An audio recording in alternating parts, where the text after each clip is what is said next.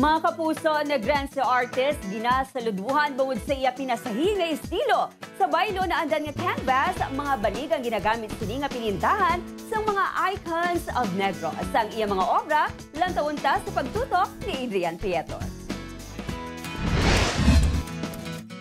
Halin sa mga atis nga bugana sa probinsya, mga inugbula nga manok, kag mga ginakabig baganihan nga mga trabahador sa mga malapad nga kampo. Tanan ini mauti ang ginapinta sa Negrense artist si Hill John Kiamco. Ang iya canvas, sa baylo papel o traditional materials, banig ang iya ginapintahan. Hubin pa lang, mahilig na sa art si Hill John. 5 years old ko nag-start ara ko sa gua. May nakita ko nga sticks or twigs.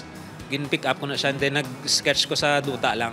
Sadto, sa ordinaryo nga banig lang sini ginapormang iya tumalagsahon nga art pieces kag family portraits. Subong, nagaduso man ini sang mga produkto sa mga indigenous communities sa Himamaylan City kag Southern Negros Occidental nga nagagamit sa isa kasahi isang hilamon nga ginatawag nga tikob para sa ila woven products. Tico grass, bali ano siya gin-woven nila and then just like sa banigman, amo man na siya gin-gamit kong material for painting. Bangod sa iya banig art, naging samay finalist ini sa isa ka national art competition kag nangin kabahin sa shortlist sa isa ka prestiyoso nga Philippine Arts Awards sang 2022 nga ginapasakupan sa rinibo ka mga partisipante sa Pilipinas.